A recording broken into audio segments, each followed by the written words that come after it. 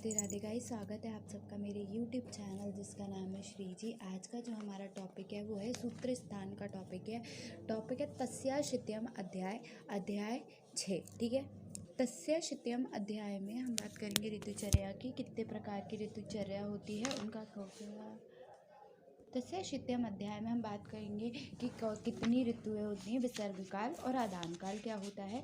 ठीक है, कितने प्रकार की ऋतु होती हैं, उनमें क्या क्या हमें खाना चाहिए, क्या क्या हमें नहीं खाना चाहिए, मतलब त्याजत है क्या क्या है। ठीक है, तो तस्या शित्यम अध्याय तो मात्वा पूर्वक किए गए हुए भोजन से बल वर्ण सुख एवं आयु की वृद्धि होती है। ये बात गत अध्याय में मतलब पीते हुए अध्याय में कही गई है। पीछे अध्याय में हमने पढ़ा था। देखा जाता है कि हेमंत शिशिर और आदि ऋतुओं में मात्रा पूर्वक किए हुए भोजन से भी रोग उत्पन्न हो जाते हैं। अतः इस शंका को दूर करने के लिए तस्या शित्यम नामक अध्याय का आरंभ किया गया। मतलब क्या है, तस्या शित्यम अध्याय क्यों लाया गया? क्योंकि ऋतु की वजह से भी दोष क्या होते हैं, प्रकोपित होते हैं। तो इस पे क्या है, इस पे हमें ये बताया गया है कि उससे भी जो मात्रा पूर्वक आहार विहार है उससे तो रोग उत्पन्न होते ही होते हैं, साथ में ऋतुओं की वजह से भी अगर हम मात्रा पूर्वक या मात्रा के विरुद्ध आहार विहार कर लेते हैं तो क्या होता है, रोगों की उत्पत्ति हो जाती है, जिसकी वजह से क्या होता है, हमारे दोष प्रकोपित होते हैं। और हमारे लिए यही शंका का विषय कि जब ऋतुओं की हमने मात्रा पूर्वक आहार विहार लिया लेकिन फिर भी हमारे दोष प्रकोपित क्यों हुए, तो उसका क्या रीज़न हुआ कि हमारी जो ऋतुएं हैं वो भी बहुत अफेक्ट डालती हैं हमारे दोषों पर। ठीक है, अब कितनी प्रकार की ऋतुएं बताई गई हैं आपको यहाँ पे, विभिन्न प्रकार की 2 कालों में बांट दी गई हैं ऋतुएं। वैसे तो ऋतुएं बहुत सारी है लेकिन बहुत सारी तो नहीं है, 12 ऋतुएं हैं। ठीक है, पर यहाँ क्या बताया गया है, यहाँ पे क्या बताया गया है आपको, 12 नहीं, सॉरी गलती से मेरे मुंह से 12 निकल गई थी। 6 प्रकार की ऋतुएं बताई गई। कौन कौन सी होती है? शिशिर, बसंत, ग्रीष्म और वर्षा, शरद और हेमंत। 3 आदान कालीय ऋतुएं हैं, 3 विसर्ग काल की ऋतुएं। ये चक्र चलता रहता है 12 महीनों में, वो 2-2 करके महीने बांटे गए हैं। ठीक है, और अगर उसमें एक महीना जैसे जेठ ज़्यादा हो गया या कोई भी महीना ज़्यादा हो गया तो क्या हो गया, उसको पुरुषोत्तम मास कहते हैं कि एक महीना ज़्यादा है इसलिए उसे कहा जाता है पुरुषोत्तम मास। ठीक है, नेक्स्ट है, अगर इसमें हम बात करें तो षड ऋतु का आदान काल और विसर्ग काल में प्राकृतिक एवं शारीरिक स्थिति कैसी होगी, तो यह खलु सत्वरम षडंग ऋतु विभागे विभक्ता, अर्थात ऋतु के इस प्रकरण में ऋतुओं के विभाग के अनुसार संवत अर्थात वर्ष के 6 अंग अर्थात 6 ऋतुएं बताई गई हैं। ये इस श्लोक में बताया गया। नेक्स्ट है, पेज नंबर है 118 पे बताया गया है। ठीक है, तत्र श्लोक नंबर 4 है, तत्र आदित्य स्यादो उदयगन गनाम आदानम चात्रिन तुच्छी शिरादिन ग्रीष्म अनंतात व्यवसयत वर्षादिन पुनर्हेमंतात दक्षिणायम विसर्गजा। क्या होता है, इसमें से शिशिर हो गई, वसंत हो गई और ग्रीष्म हो गई, ये ऋतुएं सूर्य उत्तर दिशा में गमन करता है तो उत्तरायण होता है। आदान काल जिसे हम करते हैं वर्षा, शरद और हेमंत ऋतु में सूर्य दक्षिणायन में दक्षिण की दिशा में गमन करता है, इसलिए इसे दक्षिणायन या विसर्ग काल कहते हैं। ठीक है, विसर्ग काल का वर्णन, आदान काल हो गया, विसर्ग काल का क्या वर्णन किया गया, देखो यहाँ आदान और विसर्ग दोनों का वर्णन बताया गया है कि आदान काल में जो सूर्य होता है वो अपनी तीक्ष्णता पे होता है। ठीक है, तो ये जो अब मार्च टू कौन सा वक्त आता है, मार्च, अप्रैल, मई, जून, जुलाई, अगस्त, सितंबर, अक्टूबर वाला आदान काल की ऋतु हो गई 6 महीनों के हिसाब से। ठीक है, उसके बाद जितने बचे वो कैसे 6 महीने हो गए आपके ठंड वाले हो गए, तो वहाँ पे क्या हो गया, चंद्रमा अपने प्रकाश पे होता है। ठीक है, तो विसर्गे पुनर्वत नाति रूक्षा प्रवंती इतरे पुनरादीन सौम्यश्य वावहत बलाः शिशिर भी अभिवरा पुरज्याम दात्पत्य शिश्वत अतो विसर्ग सौम्य, अर्थात विसर्ग काल में वायु कैसी होती है, अत्यंत रूक्ष नहीं बहती, किंतु आदान काल में अत्यंत रूक्ष बहती है। विसर्ग काल में चंद्रमा पूर्ण बल पर रहता है और समस्त भूमंडल का अपनी किरणों फैलाकर विश्व को निरंतर तृप्त करता है, इससे विसर्ग काल को सौम्य कहा गया है। पृथ्वी की एक परिक्रमा संवत्सर क्या होता है कि पृथ्वी की एक परिक्रमा वाला लगाने वाला जो संवत्सर एक काल होता है, उसे क्या कहा जाता है? संवत्सर कहा जाता है। पृथ्वी पर सूर्य की किरणों का प्रभाव अधिक होने से वनस्पतियों तथा प्राणियों के सौम्य अंश का शोषण हो जाता है। सौम्य अंश के सूख जाने से वनस्पतियों में तिक्त, कषाय और कटुरस की क्रमशः वृद्धि होती है। प्राणियों में स्नेह की कमी से क्रमशः रुक्षता की अधिकता हो जाती है। इसीलिए क्या होता है? और सूर्य दक्षिणायन होता है, तो वो क्या हो गया? आपका आदान काल हो गया। ठीक है। उत्तरायण है तो वो विसर्ग काल है, और दक्षिणायन है तो सॉरी, हाँ, दक्षिणायन है तो विसर्ग काल है, उत्तरायण है तो आपका आदान काल है। ठीक है। आदान काल का वर्णन। आदानम पुनराज्ञम तावेत वर्क वायु सौम्यश्च काल स्वभाव मार्ग परिग्रहता काल आतुर दोष देह बल निवृत्ति प्रत्याभूता समुपदिश्यते। अर्थात क्या है कि आदान काल को आग्नेय काल कहा जाता है। सूर्य, वायु, चंद्रमा काल तो क्या होता है? इसमें क्या होता है कि काल स्वभाव से मार्ग का ग्रहण करता है। काल ऋतु, रस, दोष और देह बल की उत्पत्ति में कारण होता है, ऐसा समझना चाहिए। आधार काल में प्राकृतिक तथा शारीरिक स्थिति। तो यहाँ पे क्या है कि श्लोक है, श्लोक नंबर 6, इसमें से छोड़ दो, पर ये याद कर लो। स्थिति। उस आदान काल में सूर्य अपनी किरणों द्वारा संसार के स्नेह भाग को यानी कि जलीयांश को लेता है, तथा वायु तीव्र और रूक्ष होकर संसार के स्नेह भाग का शोषण करती है। परिणाम स्वरूप शिशिर, वसंत और ग्रीष्म में 3 ऋतुओं में रूक्षता उत्पन्न हो जाने से रूक्ष रस यथा तिक्त, क्रम तिक्त, कषाय, कटुरसों की वृद्धि हो जाने से मनुष्य के शरीर में दुर्बलता उत्पन्न हो जाती है। विसर्ग काल में शारीरिक स्थिति कैसी होती है? वर्षा, शरद तथा हेमंत इन ऋतुओं में क्रमशः जब सूर्य दक्षिण दिशा की ओर गमन करना आरंभ करता है, उस समय काल और स्वभाग मार्ग विसर्ग काल एवं दक्षिणायन तथा मेघ, वायु और वर्षा से उतना तेज कम हो जाता है। चंद्रमा पूर्ण बल पर होता है तथा आकाश से जल गिरने के कारण जगत का ताप शांत होता है, अतः अम्ल, लवण और मधुर ये अरूक्ष स्निग्ध रस तथा मनुष्यों के शरीर में बल प्रतिदिन बढ़ाते हैं।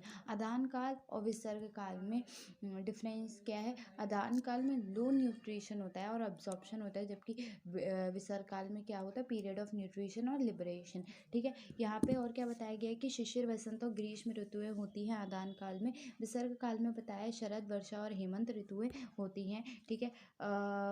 आदान काल में माघ, फाल्गुन, चैत्र, बैसाख, ज्येष्ठ, आषाढ़ मास आते हैं। ठीक है। जबकि विसर्ग काल में श्रावण, भाद्र, क्वार, कार्तिक, अगहन, पौष मास आते हैं। ठीक है। सूर्य उत्तरायण होता है आदान काल में, दक्षिणायन होता है विसर्ग काल में, आग्नेय होता है आदान काल में, सौम्य होता है विसर्ग काल में। वायु अति रूक्ष होती है आदान काल में, वायु अति रूक्ष नहीं होती है विसर्ग काल में। चंद्रमा का बल क्षीण होता है आदान काल में, क्षीण पूर्ण रहता है विसर्ग काल में। सूर्य का बल पूर्ण रहता है आदान काल में, विसर्ग काल में अपूर्ण रहता है, मतलब कि बल व्याहत मतलब क्षीण रहता है। ठीक है। सूर्य, वायु तथा जगत का शोषण करता है आदान काल में, जबकि विसर्ग काल में चंद्रमा जगत को तृप्त करता है। आदान काल में रस कैसे होता है? रूक्ष रस, तिक्त, कषाय तथा वायु कटु की वृद्धि होती है आदान काल में। विसर्ग काल में स्निग्ध रस, अम्ल, लवण तथा मधुर रस की वृद्धि होती है विसर्ग काल में। मनुष्य को यथाकल दौर्बल की प्राप्ति होती है आदान काल में। मनुष्य को यथाक्रम बल की प्राप्ति होती है विसर्ग काल में। नेक्स्ट है आदान काल। संवत्सर यानी कि एक काल को कैसे डिवाइड किया गया है आदान काल और विसर्ग काल में। अगर कहीं संवत्सर पूछा जाएगा तो आपको एक काल बताना है कि एक काल क्या होता है। ठीक है। तो आदान काल में क्या क्या बताया गया है?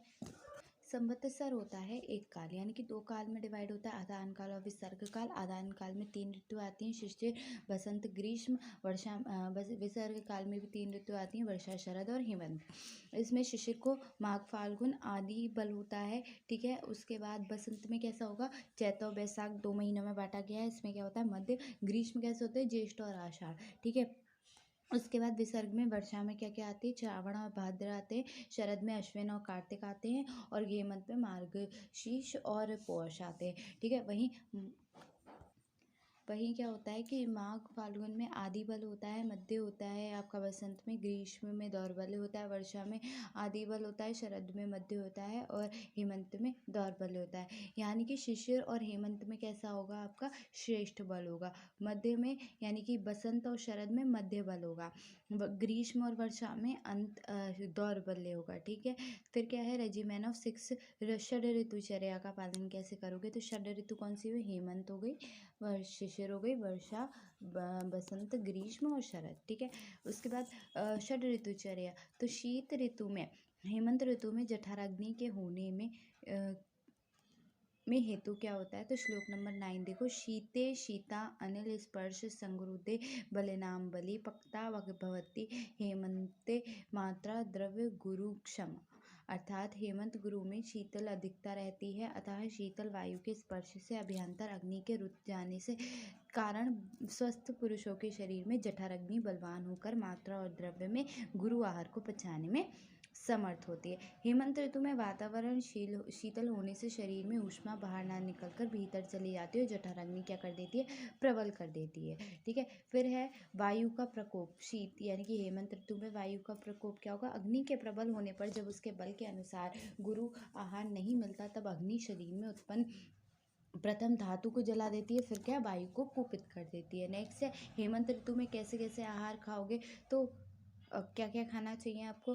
तो अग्नि प्रबलता पे होती है, अतः स्निग्ध पदार्थ, अम्ल रस, लवण रस, अति मेदस्वी, ओदक मांस, सानुक मांस, बिलों में रहने वाले जीवों का मांस, प्रस यानी कि बाज, कौवा आदि का भुना हुआ मांस खाकर मदिरा, शिदू और मधुपान पीना चाहिए। हेमंत ऋतु में दूध के विकार मात्र, दही, मलाई, रबड़ी, छेना और ईख के विकार, गुड़, राव, चीनी, मिश्री आदि, वसा, तेल, नए चावलों का भात और गर्म जल का सेवन करने से आयु की हानि नहीं होती। नेक्स्ट है, हेमंत ऋतु में विहार क्या होता है?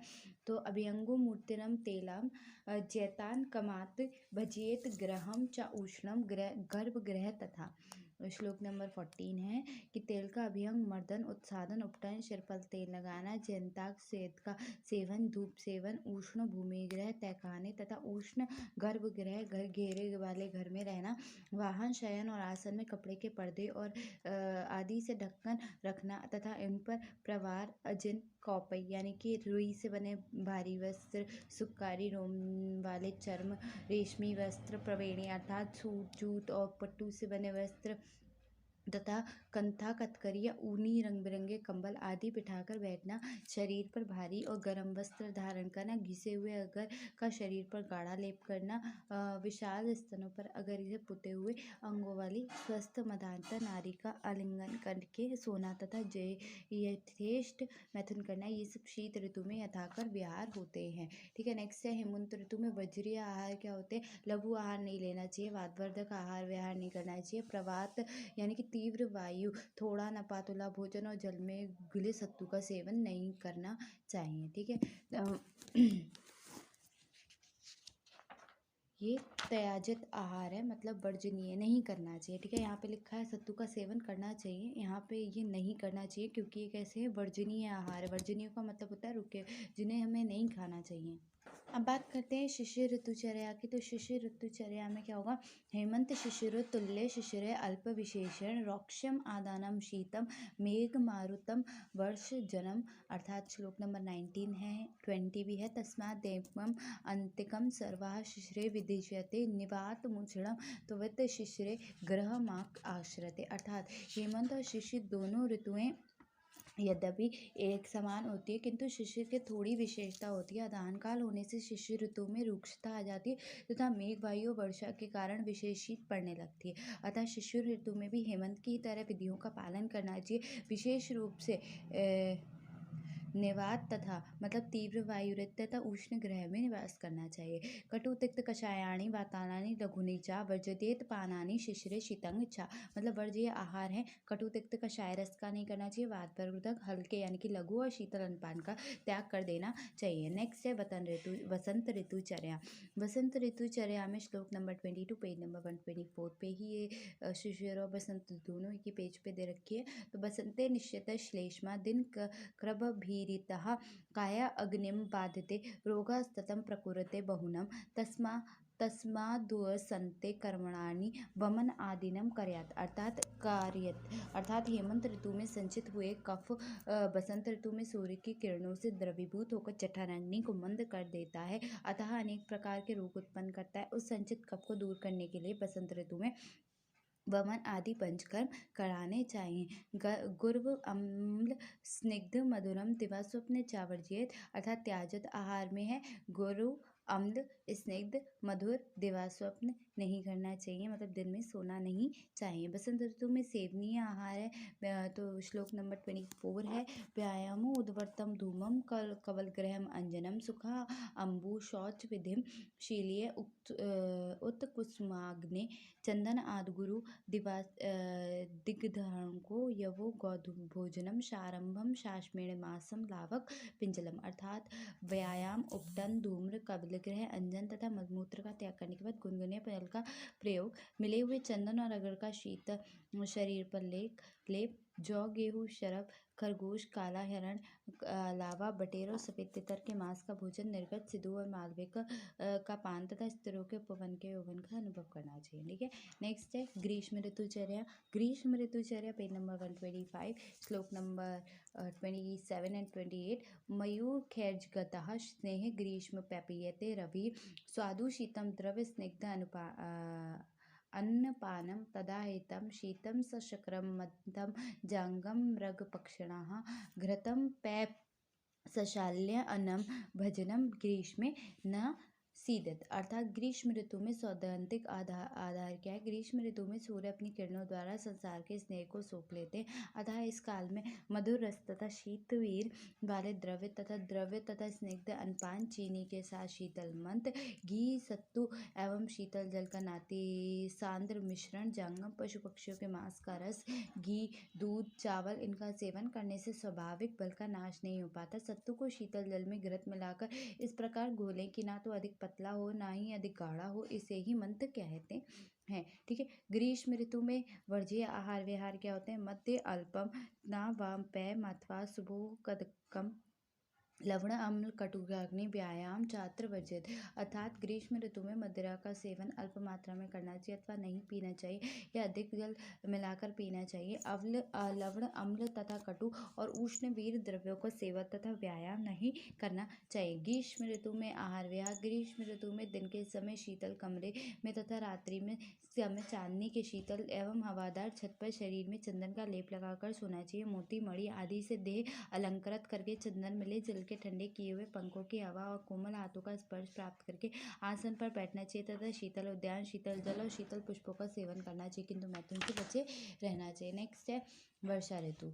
ठीक है, नेक्स्ट वर्षा ऋतु है और उसके बाद शरद आ जाएगी। ठीक है, लास्ट ऋतुचर्या सेकंड लास्ट है वर्षा। तो वर्षा ऋतु में श्लोक पेज नंबर 126 पे 33, आदान दुर्बले देहे पक्ता भवती दुर्बला सा वर्षा स्वदिनां दूषणे बाध्यते पुनः भुवा वाष्प मेघ निस्यादत पकाद अल्म दम अम्ल लजालस्य च वर्षा स्वगिन बले क्षीणे कुपयंत पवनाद्य तस्मात् साधारण सर्वो विधि वर्षासु शस्यत। अर्थात क्या है? आदान काल में मनुष्यों का शरीर अत्यंत दुर्बल रहता है। दुर्बल शरीर में एक तो जठराग्नि दुर्बल रहती है, वर्षा आ जाने पर दूषित वातादि दोष से दुष्ट जठराग्नि और भी दुर्बल हो जाती है। इस ऋतु में भूमि में वाष्प निकलने, आकाश में जल बरसने तथा जल का अम्ल विपाक होने के कारण जब अग्नि का बल उत्पन्न क्षीण हो जाता है तभी वातादि दोष कुपित हो जाते हैं। अतः वर्षा ऋतु में साधारण ऋतु रूप में से सभी विधियां नियमों का पालन करना चाहिए। साधारण नियम का तात्पर्य यहाँ त्रिदोष नाशक वस्तुओं से किया गया है। वर्षा ऋतु में वर्ज्य आहार विहार। श्लोक नंबर 35 है, उदुमंथम दिवा स्वप्नम शवायम नदी जलम व्यापम आतपम चैव व्यायाम चात्र वर्जित। अर्थात तो क्या होगा? जल में घुला सत्तू, दिन में सोना, अवसाय अर्थात ओस गिरते समय उसमें बैठना या घूमना, नदी का जल, व्यायाम, धूप में बैठना तथा मैथुन छोड़ देना चाहिए। ठीक है, नेक्स्ट है वर्षा ऋतु में सेवनीय आहार विहार क्या होता है? वर्षा ऋतु में खाने पीने की कोई भी चीज़ें बनाते समय उनमें मधु अवश्य मिला लेना चाहिए। वात और वर्षा से भरे उन विशेष शीतकाल दिनों में अम्ल तथा लवण रस वाले स्नेह द्रव्य की प्रधानता भोजन में रहनी चाहिए। जठराग्नि की रक्षा करने वाले को चाहिए कि पुरुष के भोजन में पुराने जौ, गेहूं और चावल का प्रयोग अवश्य करना चाहिए। मांसाहारी व्यक्तियों को इन आहार द्रव्यों को जांगल पशुओं के संस्कृत मांस रस से साथ तथा शाकाहारी व्यक्तियों को मूंग के यूष के साथ लेना चाहिए। इस ऋतु में मधु मिलाकर अल्प मात्रा में महुए के मध्य अरिष्ट एवं जल का सेवन करना चाहिए। वर्षा ऋतु में आकाश का जल गर्म करके शीतल किया हुआ जल, कूप का या सरोवर का जल पीना चाहिए। प्रदघर्षण, देह का घर्षण, उपटन अर्थात उद्वर्तन या उपटन, दोनों में से कोई भी लिख देना।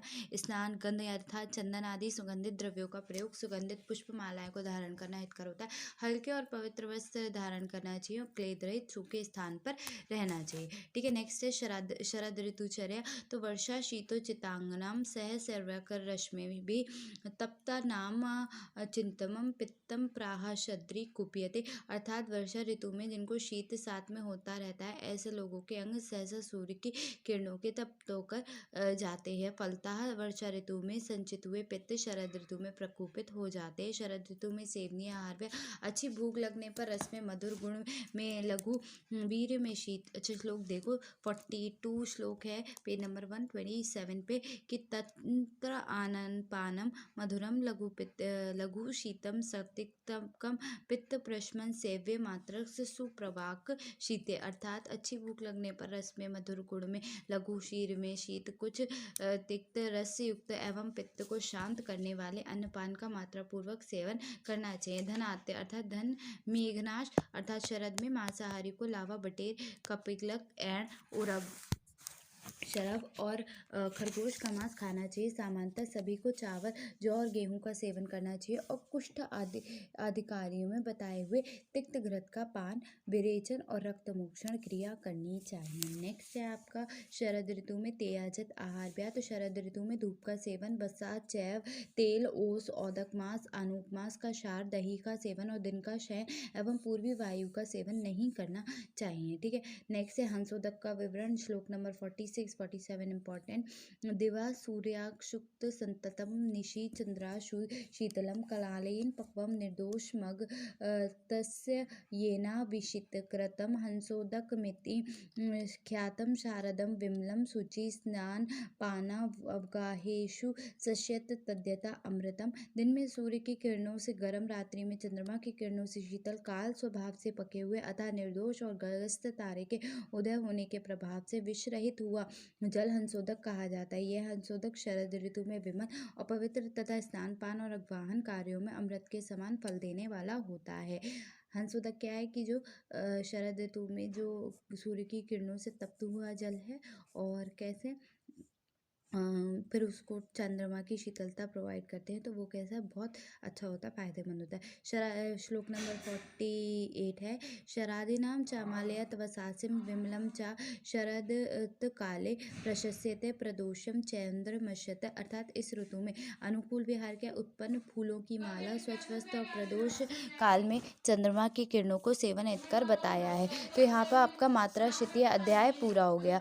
पर यहाँ पे देखो एक चार्ट बना रखा है पेज नंबर 130 और 131 पे। तो यहाँ एक संक्षिप्त में वर्णन किया है। हेमंत ऋतु का वर्णन है, फिर शिशिर का है, बसंत का है, ग्रीष्म का है, वर्षा और शरद, ऐसे करके 6 ऋतुओं का वर्णन किया है। तो वो देख लेते हैं एक बार। तो क्या है, हेमंत ऋतु में क्या है, शारीरिक बल श्रेष्ठ रहता है। ठीक है, जठराग्नि अत्यंत तीव्र रहती है, अतएव गुरु द्रव्यों का पाचन सरलता से हो जाता है। औदक तथा अनुपमास के मेदस्वी जीवों के स्निग्ध अम्ल तथा लवणयुक्त मांसों का सेवन करना चाहिए। विलैश्य प्राणियों के तथा प्रसव प्राणियों के शूलपक्व मांस का भक्षण करना चाहिए। अनूपरस में मदिरा, सिद्धू तथा मधु का पान करना चाहिए। हेमंत में गौरक्ष, इक्षु विकृति यानी कि ईख के रस से बनी वस्तुएं, वसा, तेल, नवोदय यानी कि नया चावल का तथा उष्ण जल सेवन आयु वर्धक होता है। अभियंग उत्सादन, सिर में तेल लगाना, जयंता के स्वेद, आतप सेवन, भूमिगृह तथा उष्ण गर्भगृह में निवास करना चाहिए। हेमंत में प्रवाह, रजाई, अजल, कौशल्य, प्रवेणी, कुथक आदि का प्रयोग करना चाहिए। इनका प्रयोग करना चाहिए हेमंत ऋतु में। ठीक है, उसके बाद ये हेमंत में शरीर पर अगरू का गाढ़ा लेप का लगाना चाहिए। गर्म वस्त्रों को धारण करना चाहिए। मद का पान करना चाहिए। अगरू का लेप की हुई सुंदर तथा स्त्री का आलिंगन तथा इच्छानुसार मैथुन करना चाहिए। हेमंत में वातल तथा लघु अन्नपान का त्याग कर दें और थोड़ा आहार वायु का अधिक सेवन तथा उन्मद सत्तू का सेवन निषिद्ध है। नेक्स्ट है शिशिर ऋतुचर्या क्या होती है। तो शिशिर ऋतुचर्या हेमंत के तुल्य होती है। अनुसार हेमंत और शिशिर ऋतुचर्या समान है। इस प्रकार हेमंत ऋतुचर्या का सेवन ही शिशिर ऋतु में किया जाता है। शिशिर ऋतु में आदान काल, जनता, रुक्षता, मेघ, मारुता तथा वर्षा जन शीख अधिक बढ़ जाती है। इसमें हेमंत से यही विशेषता है। शिशिर में वात रहित अत्यंत उष्ण ग्रह में निवास करना चाहिए। शिशिर में कटु तिक्त कषाय वातल और शीतल अनपान का सेवन निषेध है। वसंत ऋतुचर्या क्या है? वसंत ऋतुचर्या शारीरिक बल जो होता है वो मध्यम रहता है। जठराग्नि मंद रहती है। हेमंत में संचित कफ सूर्य की तीव्र रश्मियों द्वारा प्रकोपित होकर कायाग्नि को मंद कर देता है। इस प्रकार वसंत में शोधनार्थ वमनाद पंचकर्म कराना चाहिए। वसंत में व्यायाम,